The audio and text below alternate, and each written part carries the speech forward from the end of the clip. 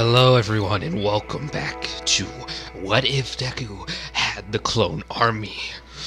Where we last left off, we had certain events happen.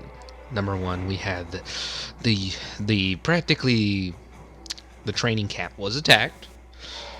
We had it where people found out Kirishima was one of the people that Deku had protecting UA, you know, as such. But they did not know that Tetsu and, well, Shinso have been working with him. They only know that Kirishima was. People were in shock at the fact that Kirishima was working with, well, the Republic and such, because, you know, they thought they're villain, well, vigilantes, and most of the class didn't like them because of that. But we also had it where Koda looks up to Deku and, well, the whole clone army, because the fact being that they saved his parents. They were about to die and, you know, saved Koda's parents. Not only that, we also had freaking, like, where this is something I made for that point, where Deku saved people from, like, high places of the Japan government, and much more. Which, to answer some of you guys' questions why the Hero Safety Commission didn't try to find Deku earlier, well, they actually didn't really like Deku, and why did you think some heroes liked him? And, like, I only said some. I never said all the heroes liked him, and I never said the Hero Safety Commission liked him. Because remember, at that point, Deku's practically a vigilante, so they were trying to arrest him. They weren't trying to find him for good purposes. And besides, the Hero Safety Commission is still pretty corrupt. And besides, you're gonna find out soon what they did to some heroes. Well, in this What If. Or maybe in canon. We'll never know. But not only that, we also had it up to the Island, which we had it where Commander Cody with Kendo and Deku were there as well, and they helped in that scene. If you want to go check out what, like, happened in, like, full detail, go back to that What If. You know, it should be on the playlist, which should be above your screen right now, if you want to go back and check and look and see all the other parts of the episodes you probably missed. I'm just letting you know. That's all I have to say, and let's get into the What If. Also, actually, for real, I know I said earlier, like, yeah, let's get into the What If, but this is just real fast. Stick to the end of this video, and more stuff will be told there. So now let's actually get into the video. I'm sorry, I had to say that. Alright, so where we last left off was this person coming in, punching Wolfram in the back.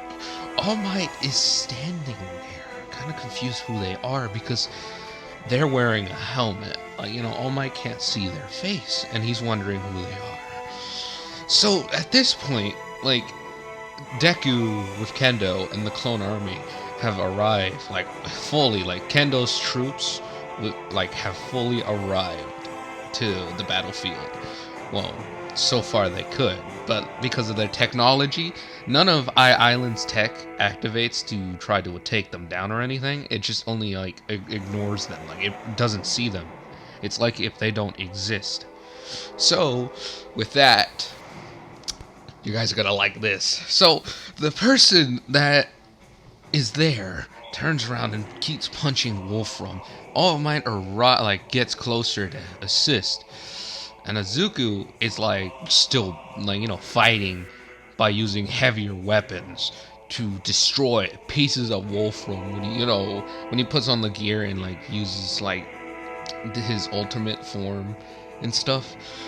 That still happens, and the clones are helping a lot. Like, literally, the Venator that is there is armed, by the way, and it starts firing at Wolfram with, like, full blasts, and it's, like, destroying chunks of Wolfram, but, like, because the tower is so big that the fact is he can replace it pretty easily, but it's still doing a lot of damage. But with that, we got also Kendo and Izuku which Kendo is using some like Commander Cody and Waxer and Boyle to help protect the rest of the students and Melissa's shield, which they're just like trying to defend by using like weaponry. And I'm gonna say this, which Kendo is literally holding a modified minigun. So because you know how her hands can grow big, well, like literally because of this modified minigun, she can hold it with one hand and like still shoot it. So yeah, so she's like kind of like blowing off pieces of Wolfram as well. But also with this final like attack, practically Wolfram's giant form finally cannot sustain itself because the device is getting too overheated. It's starting to shoot off sparks, and Wolfram notices this, and slowly chunks of his metal form are falling apart. But with this, we got a different scene than canon, where when we had All Might and Deku punch, instead of them, it was Nana Shimura, which, yes, this is the person. I ain't gonna keep pretending and call them that, but I was only calling them that because, well, we were still in All Might's, like, kind of perspective. Like, I was just putting you in All Might's perspective, so to find out about this person, but you have no idea who they are. Just real quick, just had to explain that. So, Nana Shimura and All Might, like, do a double punch and punch through Wolfram, shattering the device and destroying the rest of that beast. All Might's confused because this person almost feels like they have one for all, but he clearly remembers giving it to Deku, but he doesn't know until Deku's like, finally, that was a good test, right, Kendo? And Kendo's like, fine, it was, I will admit that, but did we really have to use it today, or it just feels weird? And Azuka's like, yeah, I know, but hey, it's more smart to use someone like that who's way more better than me and who probably knows much more of this quirk than anything. Which, you might be wondering, who overhears this? And it's All Might. He overhears this and he's like, wait, Deku, what do you mean? And the person, which All Might doesn't know it's not a Shimura, steps between them and he says, oh, Toshi, and then she was about to say Toshinori, but then she rewords herself and says, All Might, you need to calm down. Like, you don't need to blame Deku for anything. And All Might caught that, where the person was about to say his real name, but switched to saying All Might. Which, yes, Deku and Kendo know All Might's real name, but All Might doesn't know this person, because, he doesn't recognize them, because, like, the face is being hidden, and the body is kind of also being hidden, like, with plates of armor that look like Clone Trooper armor, by the way. So, yeah, that's why he's not, like, noticing who this is. And such, but the rest of the clones arrive with one medical frigate and a smaller ship. But not only that, also a prison ship. Yes, Deku, because of Japan, they agreed to allow Deku to build a prison station since he has the advanced technology, and since the fact that, they're from the Star Wars universe, that they can practically probably make devices that know how to track quirks, in which Deku has been building, and he successfully built a few. He is honestly really good and prepared. But not only that, he asks All Might, and this is Deku, he tells All Might, hey All Might, I want to bring Class 1A to something, and Class 1B. Or are they combined now? And All Might tells Deku, because remember, he's working with UA more, Izuku is, because he actually likes UA. Like, he likes some of the people that were there, but the only people he doesn't like, Deku doesn't really like at all, is Bakugo and somewhat All Might. Not like all the way, but just enough where he doesn't idolize the man. That's the thing. So, with this, All Might tells, Deku, that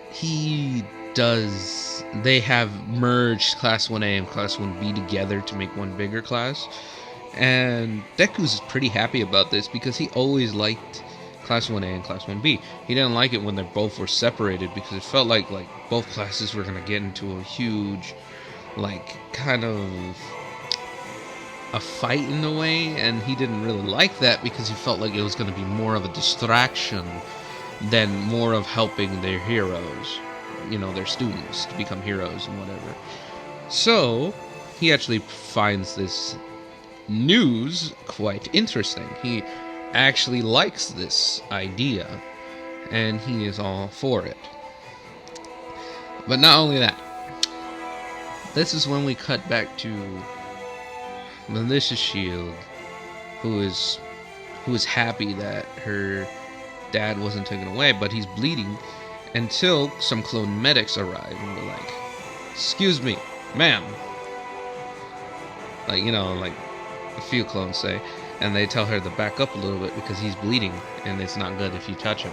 And so she does, she complies, and 2 medical clones show up and start trying to sustain and make sure he doesn't keep bleeding anymore because they want him to bleed out. So, he gets put on a stretcher, Star Wars equivalent of a stretcher, and they start taking him, but they also ask, "Ma'am, do you want to come with him? We know that you're his daughter." And Mrs. Shields is says yes, yes, I want to go with him. And so the clones knew, and they take her onto the medical frigate so she can see him and see how they're gonna how they're treating him, because the clones understand how family is, because they're all one big family, so they get it. They understand. So the rest of the students who were there, more clone troopers show up with medical clones to check if the rest were alright. But here's the difference. This is when we get some clone troopers coming in who don't look normal. They look kind of with black armor, but it looks kind of it's not Stain's Legion, by the way. It's not. This is a whole different experiment Izuku wanted to do. So when the students notice that they're pulling up the people who are knocked out, they're asking what they're doing, but when they hear their voices, they don't sound like clone troopers. These sound like regular civilians, people who were civilians. And they're confused, but they don't pay too mind because they guess that the clones, there's more than one source of DNA, but which it's not true. There's only one source of DNA. And and real quick, just to explain what's happening for you dear viewers. What I did here, I kind of did what Bad Batch did, where they started bringing normal humans. Don't worry, the clones are not going to get all phased out or anything. No, I kind of want to do it where Deku has it where they're mixed in together. You get what I mean? There's full clone units that more dominate than the regular humans, because he gave that to the option for people who wanted to be a hero, but society said no. So gave them the chance to save people, even though they're not going to be heroes. They're more going to be police in a way, but hey, it's better than nothing.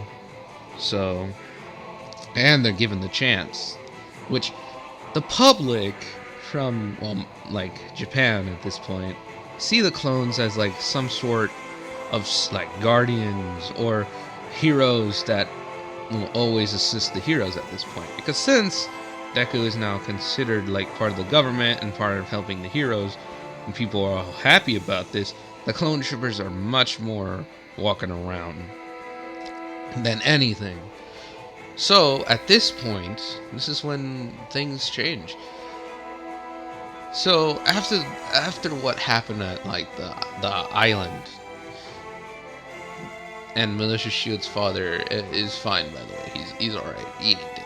But Militia Shield, before Deku leaves, Kendo asked like, so like what, like, she's like curious in a way. She asks how Deku like did this, and why is he doing this, and why is he part of like the government. But Izuku kind of waves her off and like tells her that he chose this, he was willing to do it, and such, and much more. But this is when, before he leaves, he throws Militia Shield a little like a little card saying that, hey, if you want to help, if you want to join us and help, you can always, American. And he kind of laughs. Well, underneath his helmet when he threw that to her. So, Militia Shield is going to think about this. She's going to really think about this, because she saw the technology that Deku has, and she's kind of debating this at this point. Her dad doesn't know, because, he's still kind of sleepy. He's like knocked out, you know what I'm saying? He full on asleep. He ain't gonna wake up until later. So, besides that, this is what else happens. What else happens is, when Deku leaves, now for real, and with his, with Nana Shimura and Kendo, he gets a call from Stain. And you might be wondering, folks, which I'm surprised none of you comment this down below, like, what was Stain doing throughout this whole time? So, where we come on to this, we find Stain communicating to Izuku, telling him that he found them. He found where Overhaul went. And Izuku says, ooh, excellent, Stain. Excellent. I don't like having to kill when no other choice sometimes, but this man is a cruel one. And Stain understands why Izuku hates this dude, because Stain has actually met Eri, and Eri was a little bit scared of Stain, but she didn't really like hate the guy or think the guy was evil. She just feared him because he looked kind of scary, and that was it. But Stain found it cute and funny, so he understood. But like, once when he was told what happened to Eri, that kind of got Stain angry. Like, Stain was like, okay, Izuku, my whole legion will go and find Overhaul, and we will take him out if you want to send Delta Squad as well. Which Izuku says, you know what? I'm going to send you a different unit than Delta Squad. I don't want them to be too involved, and I don't want nothing bad to happen, because if anything happens to Boss or, any of the members of Delta Squad, that will not be good for us, and it would be devastating to Eri. So, we're going to send in another unit to help you, a different one. Some could say they're a bad batch, but I say they're unique individuals.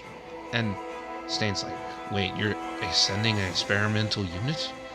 And Izuku's like, yes. Funny, huh? They're called Clone Force 99. Which, by the way, to answer, yeah, 99 is still alive, by the way. He ain't dead yet. He ain't going to die. Don't worry, 99 is alive. The reason why these clones aren't going with the name is because they met 99 and they really like 99. He's like a grandpa, practically. But anyway, let's continue. So, what else happens? This unit has arrived to help Stain with his whole clone legion. Before they are about to attack, and by the way, this is like a whole freaking 4 months that have passed after, the last contact with Izuku. they're about to go in until they see Sir Night-Eye and a group of heroes. Stain knows that this is gonna interfere what they're about to do, so he lets the heroes do what they gotta do. The reason why he's willing to help Izuku, by the way, it's because he agrees with Izuku's plan to change everything and to make it more, to make it where we get true heroes, but also make it fair for people who have quirks and people with quirks, but just weaker. So, he agrees. And once when the heroes break through, they realize that they're only equipped with police. That's what Stain realizes as well. Which, lately, the police weren't looked upon too fondly because, they weren't everywhere how the clones were. And Izuku didn't really like this, where the police were looked down on, weren't looked fondly and starting to look more down upon. So he started promoting them more as well, like saying, hey, these guys are like my clones, they do like everything and stuff, He talks about them fondly, but everyone else does not too much. So, what happens, you might be saying? So the heroes and police practically start getting in and trying to do what they have to do. But during this, since they're some criminals are starting to see the police is more weaker than anything, the clones compared to the clones, which the clones are pretty strong, which they can handle probably middle tier people by themselves, and that's just the regular ones. They don't know about all the other ones, but practically what happens here is a lot. So when things go down in canon, just the difference is Deku's not there, but the people who are there in canon from the original, points of views and everything. It's just some things are different. Eri's not there since the fact, Deku saved her, so they didn't know about her. So during this is when people are just going in, and some people are getting hurt by these villains and I'm saying until now, until they hear something.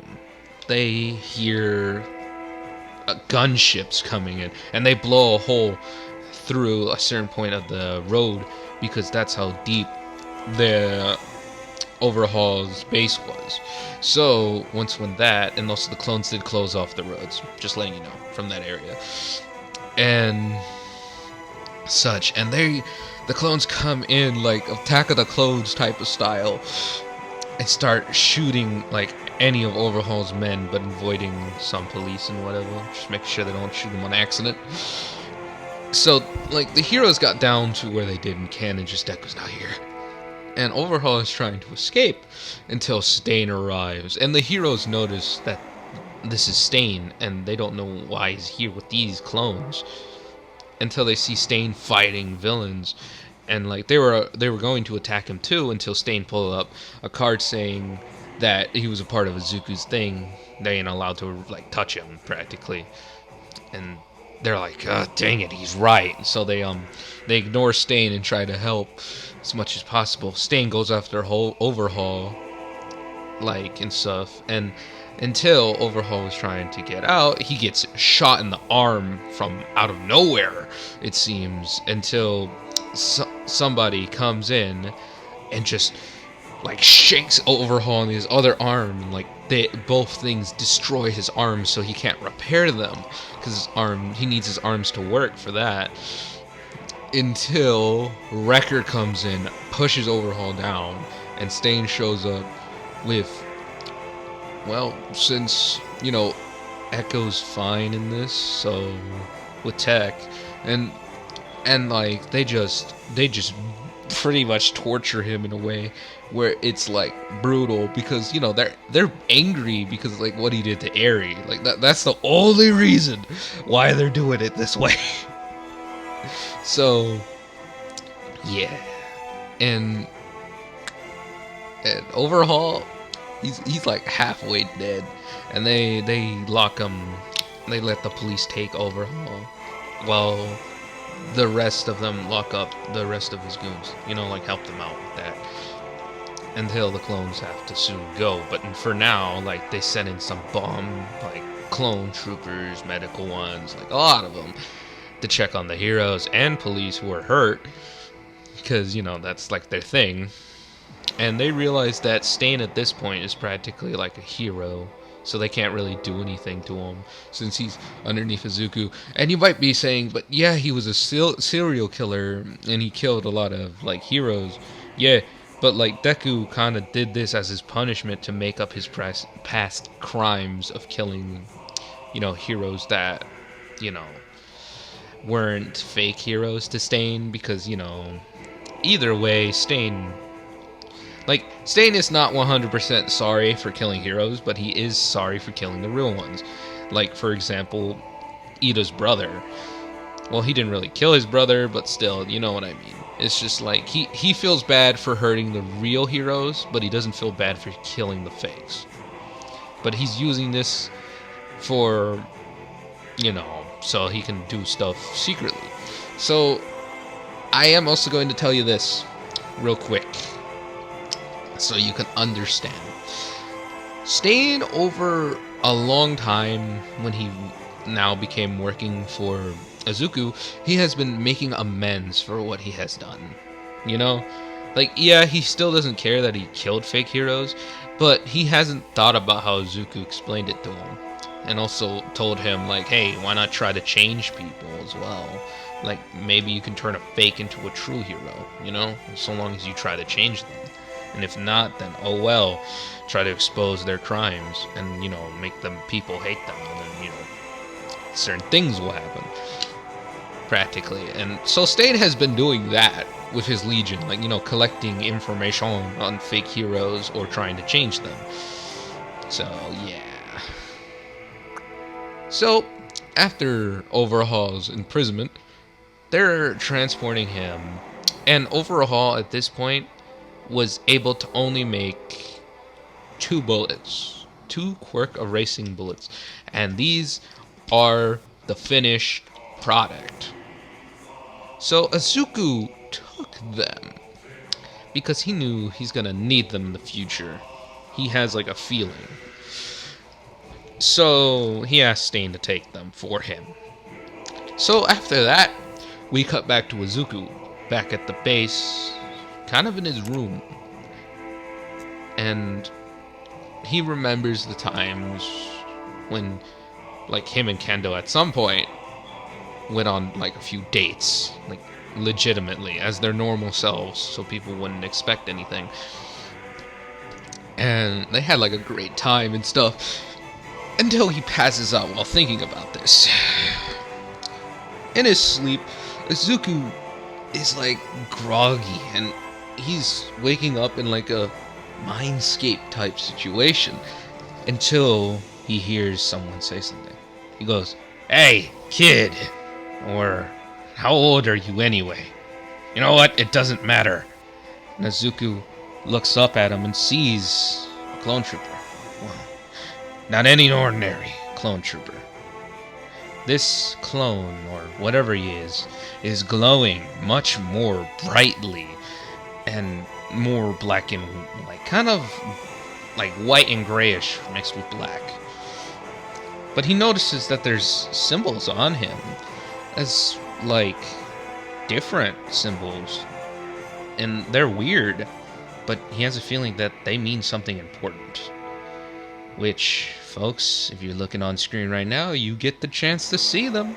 So, and Azuka's taken aback by this. He's like, what the? And the clone trooper says this. He says, "Hey, kid, you always wondered how you got these powers?"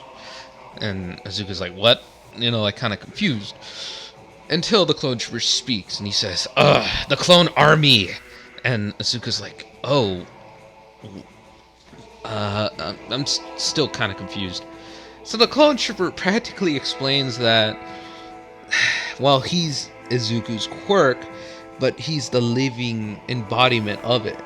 And Izuku's kind of confused, but it starts making more and more sense. And he explains how he chose Izuku because he saw how Izuku wanted to defend others, wanted to help people, but he didn't have power. Even though the clone trooper says that he sees, well, a clone army is not really powerful, but the way Izuku has been doing it, Izuku actually has made this power very strong and pretty powerful now, since he literally has a whole army the size of Japan on his, like, practically disposal. He can do whatever he wants, but like, the clone trooper liked Deku more because the fact being that he treats the clones as real people. He doesn't treat them as like living machines. He treats them as people. He treats them like if Deku was the father and these are his children, in a way. Yeah, like, he's nice to the clones, and the clones appreciate that. Like, even he knows that clone troopers would die for Deku. Like, they will get in the way of anything that would try to kill him. Which, that brought a smile to the clone trooper's face. Which, the clone explains more that it was finally time that he got to talk to Deku. Until Deku notices something behind him. A man wearing similar armor, but this one was more white and black mixed in with another symbol, but it also had the infinity logo. Until the man just disappears, and the clone trooper snaps the Deku back into it. He's like, "Hey, I'm not done talking to you." And Izuku's like, "Oh, right, sorry. Thought I saw something." And the clone trooper starts sweating, and he was like, don't worry about it. So he tells Deku more information, that it's like how his quirk has more things into it that he didn't expect, that he could, technically speaking, since it's a clone army, he can clone other people's DNA, but to a point. He can't fully clone like a whole army of them. He can only clone like a squad if he really needs to, and it's only like a 5-man squad he can do, which he explains. And he also explains that the fact being that Deku has more abilities than just using the suits that the clones wear. Right now, like, if he really wanted to, he can boost his strength and make himself way, way, way more stronger than he ever would know. But the clone trooper also points out this. He says, "I have been watching you, except for some points, because I ain't weird that way. But I will let you know this, Izuku.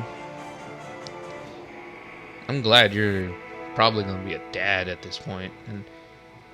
And Izuku kind of blushes. He's like, "A dad? What do you mean?" And the clone trooper points out to Eri. And he was like, and Izuku's like, "Oh," kind of sweating, because he got caught off guard when the clone trooper said that. Well, then Izuku asks for the clone trooper's name, and he says, "Well, you can call me, let's think here, just Gold or something. I don't know. Just any name you think comes to mind, Izuku." And Izuku's like, "Oh." But then the clone trooper's like, "Well, you gotta get back to reality. You will remember this, and this ain't a dream. Literally, if I punched you here, you would also get the bruise." And Izuku's like, "Oh," more nervous about that, but yeah, he accepts it. And so Izuku wakes up, and he's like, "Whoa, wait, that stuff was real?" Kind of nervous, but he accepts it because, the fact being that it makes sense. It makes sense how he had the power for no reason, why he was diagnosed quirkless and such, because it's not a quirk, it's a living type being that gave him the clone army, because it saw him as someone who was worthy of it, and also saw him as somebody that wanted to change, wanted to do good in the world, and also use the clones for that, instead of being like a dictatorship and he like takes over. So He saw how Deku wanted to save people with a smile. He gets it. Izuku gets it at this point. So we pass a few more days until we find the second movie. So for the second movie, this is when things change as well. But before we get to the location, before Izuku is right now, where Izuku is right now, he's actually chilling, he's vibing, and he's actually training Kirishima to get in sync with his clones. Same thing with the other people that were his kind of like spies to protect UA if anything bad happens, to call in their units of clones. So we got Tatsu, and we also have Shinso. And they're training with the clones. They're getting used to using the clones, Shinso is, since Kirishima and Tetsu have hardening, so it doesn't really matter for them. They are melee more than anything. So, freaking Shinso is actually training more and more with ARC troopers, and he's actually getting more and more, actually physically more buffer than canon Shinso. Since, our troopers are freaking badasses, and we could all agree with that. The reason why I don't have him training with commandos, well, Izuku sees that our troopers were more better for him, because since he's a hero, he's going to become a hero, and he's going to fight in the front lines more than anything, so yeah. But at this point, Izuku actually has met other heroes. He met Ryuku, he met Hawks, he met Miracle, he met Mount Lady, he met a lot of them, and they actually became personal friends. Almost. They're more friendly towards each other now, And so certain other things happen. He's was helping them at this point. So when he's not there, they can take command of the clones until Izuku arrives with the clones, which that is more interesting. So the way that things happen here is he's training Kirishima, and he has the other two in the other room with Kendo, training them as well, because Kendo got used to, over a long period of time, got used to commanding the clones, telling them what to do, but she did it more in a respectful way, where the clones gave back the respect, which the clones like her that way. They like Kendo. The clones see her as as someone like Izuku, but a little bit more intense when she needs to be, so they understand. But besides that, I just wanted to let you guys know that. So anyway, besides that, this is when he's training Kirishima until Mr. Aizawa comes in and tells Izuku about what's the students are about to do, and Izuku's thinking about this, and he's like, yeah, sure, that's fine, I'll send Kirishima with the Coruscant Guard, and it would be a good idea, since the Coruscant Guard need to get more human and a little bit more enthusiasm in them, because they're a little bit weird, which that's what Izuku says to Mr. Aizawa, and he accepts it as a training for both, where the clones learn how to train with new heroes in a way, and then the students can learn how to work with the clones, since lately a lot of heroes had to go with training type situations where they had to train with the clone troopers and get used to them, because the clone troopers, they work better when you work with them. They don't work better if you just command them and be reckless with them, which Izuku hates that. He hates that. He doesn't like that. He doesn't like it when you use clones as living droids. He finds that as a terrible thing. So yeah, and Izuku likes this. Same thing with Mr. Aizawa, since Mr. Aizawa likes the clones too. He likes the ones that have that freaking force reflexes, Jesus Christ. But he likes them because they help out at night. They don't just help during the day. And usually they'll switch out battalions during day and night type cycles, which to be honest, Mr. Aizawa likes the color scheme of Stain's Legion, which, remember, Stain can't be everywhere at once, so most of the time his Legion is just, out there trying to help. So yeah, just adding that personal detail if anyone else, if any other people were curious about that, about how certain things. But yes, so when that movie is about to happen, Deku, with those clones, with some of the students, are arriving on a gunship, since UA is accepting of this. So when they're arriving to the island, and it's not like it's not the whole battalion of the Coruscant Guard, it's like a decent size for the island. There you go, with some vehicles. So when they land, Izuku is thinking about this, and he's thinking, I should at some point use this place to drop experimental vehicles and see how they function here. Which, the reason why he's thinking this is because it's an open area and it has a little bit of mountains and stuff, so he needs to use it for some vehicles that he needs to climb mountains and other stuff. That's what he thought. So when they land in the gunships, people there are actually pretty curious about the clones, because they only heard them about on the news. They didn't arrive there yet, So what else happens is a bunch of things happen. So practically they come in, and this is a shock to the people native to the island. That's across Japan. But anyway, practically things happen differently than the movie, because for the fact being, the heroes, class 1A practically arrive a little bit earlier, in a way, if I'm being more specific here.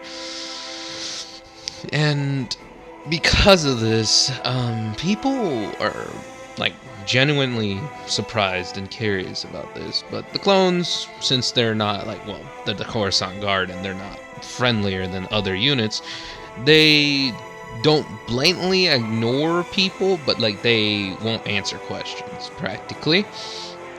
So yeah, that's why Deku sent them over here, since Kirishima's here anyway, so it kind of makes sense. They gotta get used to with the clones, and especially clone units that are like this. So yeah, and either get them to evolve what they think about regular people. And the Coruscant Guard kind of except for Commander Thorn, which Commander Thorn and his dudes are usually more friendly than to other people. So yeah, they're under the command of Kirishima. You might be wondering what happened to Commander Fox. Well, he's the one protecting the people who are in the government areas, He's in that group of people. Just letting you know, so you're not so is Commander Fox here? Nah. So, just letting you know. So, while they're kind of, exploring the island, we're gonna skip a little bit. We're gonna skip where people already know them, like how in the movie, but just more differently. At this point, the clones have changed. These clones have changed a little bit by, actually being more talkative. Now they're more talkative. They'll talk to people. They actually will help in some regards. So yeah. So here is the difference. The students are actually liking these clones, especially Commander Thorn, since Commander Thorn and Kirishima have something in common. Kirishima likes people when they're being manly, and Commander Thorn, is manly, since he usually walks around carrying, a minigun. Yeah. Usually carries a minigun with pistols on the side of his holster. So he's usually, when people usually see him, he's usually walking around with that thing, just in case.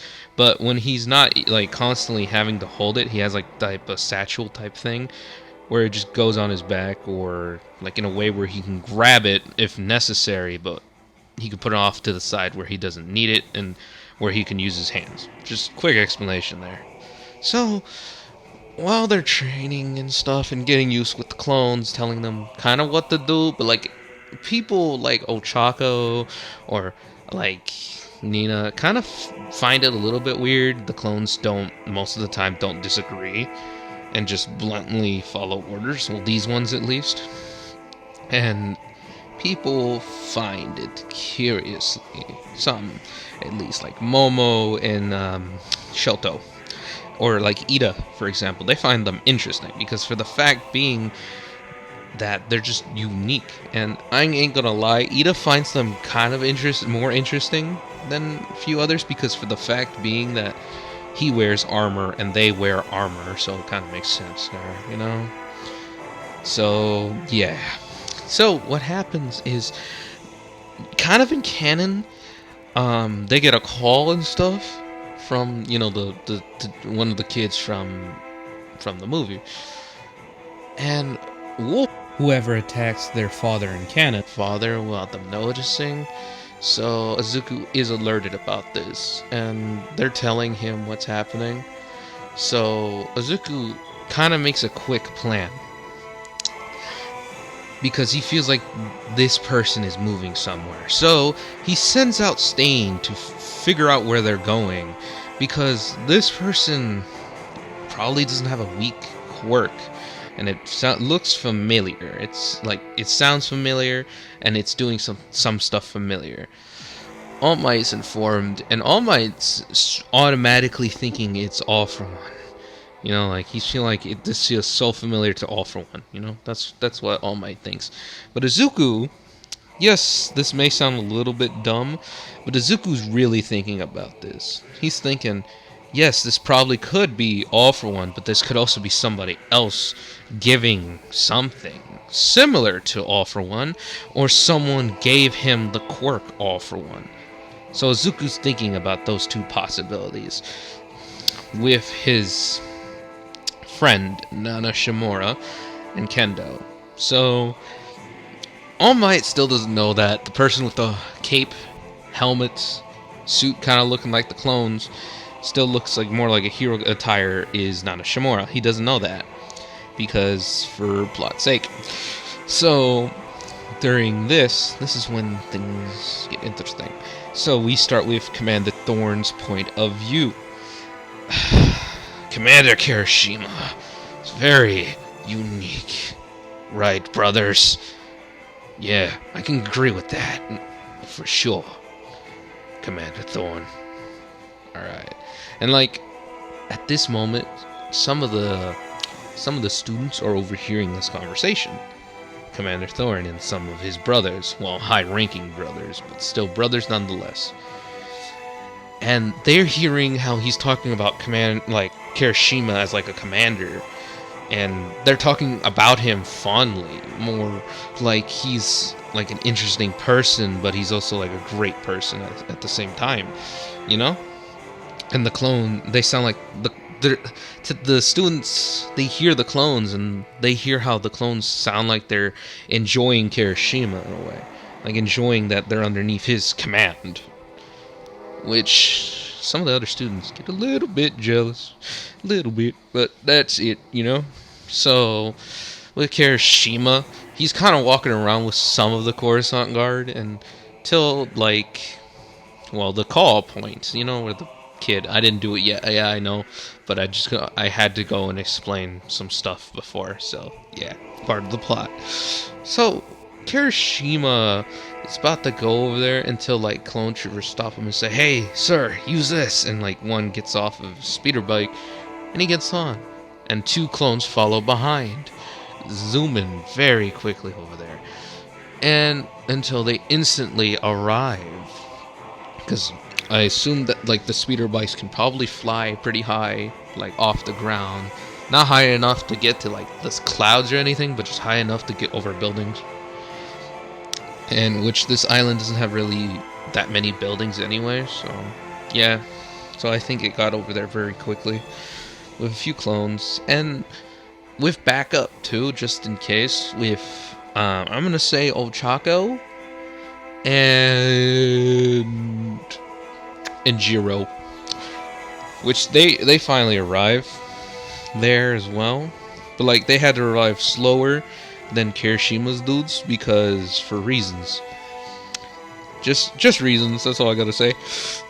And when they see him like with the kid's actually more impressed because of the fact being that they arrived there way quicker than she originally thought. And I don't remember the kids' names. Please someone in the comments tell me their names. Like just type it down below. If not, then the next what if I'm probably gonna search it up before if any of you don't give me their names. Just letting you know. But anyway, let's continue with the story. So at this point, the clones got mad, but Kirishima's trying to calm them down. But the clones were like, "Hey, you don't call us for no reason like this. Don't like that's not a good kid." Like trying to like scolding her and saying, "Hey, don't waste clone trooper time. Don't waste hero time like this. When it's a real emergency, don't be like the wolf." Explaining practically. Don't be like the sheep rounder who called for wolf and no one shows. So the clones were a little bit mad about that. But like Kirshin was like, "Oh, calm down, they're just kids, don't be like that." Until they see a gunship arrive with Ochako and Jiro, and not only them, with Commander Thorn as well. So yeah, I forgot to say that. And he arrives and he's like, "Hey, Kirishima, what happened? Where's the fire?" And the little kid, like her brother, is very excited about Commander Thorn because he likes Commander Thorn since, he looks cool and he usually carries a heavy duty gun. So, and kids usually find things like that interesting or, cool. Which, sadly, we're going to have to leave it off here. Yes, I know. It's so sad when the Clone Wars Deku has to end. But did you like what I did here? Did you like the inclusion of how Deku got his powers? And a little bit more. But I promise we will go back in time for a little bit just to explain more and more about this little bit and how he constantly got his powers. Just to explain and to guess why of the judgment of when he got the powers. So just a little bit of that. But also, pretty much, if you also enjoyed this video, give me a good amount of likes into Villain Deku, which you should be glad that they both came out on the same day, hopefully. If this video didn't, then I am sorry. Then I will try next time to make sure always my videos come out on the same day, or at least try to do you guys a favor and upload 2 of them for the price of 1. So yeah, and also make sure to go check out the what if Deku's like mentor was K.infinite. Believe me, I did very well on it. It's like Star Wars, well, practically Clone Army Deku and Villain Deku, where I try to make the story make sense and always, sound good. And that's all I have to say, and peace.